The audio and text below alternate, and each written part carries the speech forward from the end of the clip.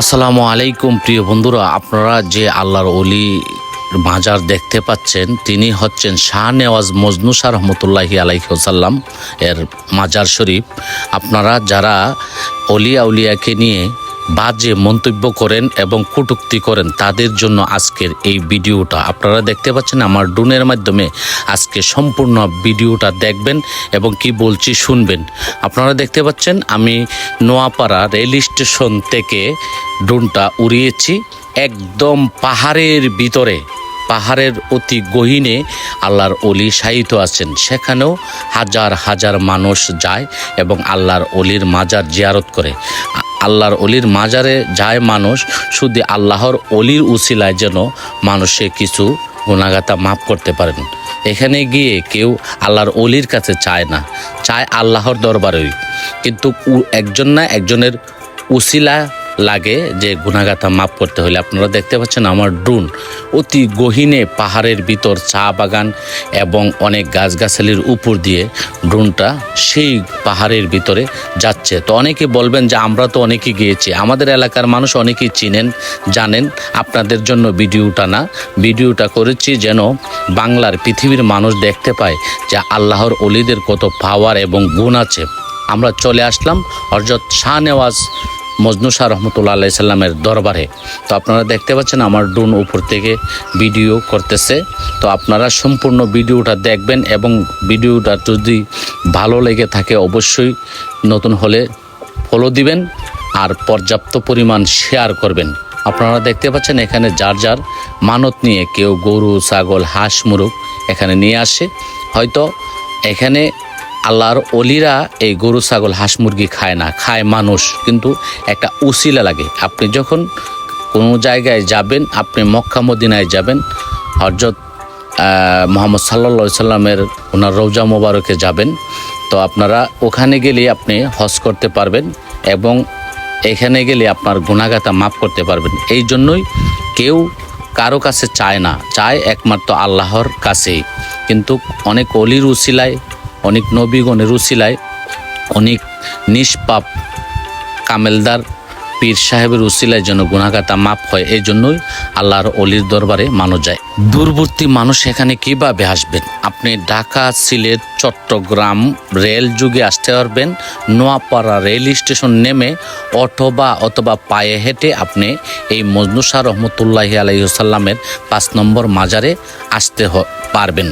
আবার আপনারা যদি নিজস্ব প্রাইভেট কার অথবা হাইয়েস্ট নোয়া নিয়ে আসেন, আপনারা গাড়ি নিয়ে একেবারে মাজারের পাশে চলে যেতে পারবেন।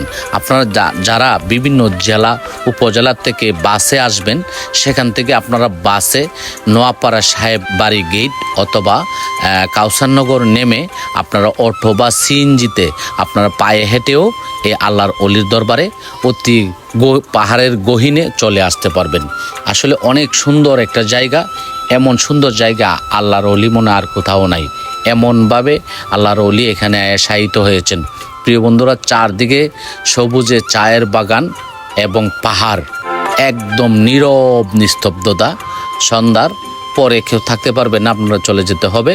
কিন্তু সন্ধ্যার আগেই আপনারা সকাল থেকে একদম সন্ধ্যা রাত্রের 8টা পর্যন্ত এখানে থাকতে পারবেন। আপনারা দেখতে পাচ্ছেন আশেপাশে কোথাও বাড়িঘর নেই।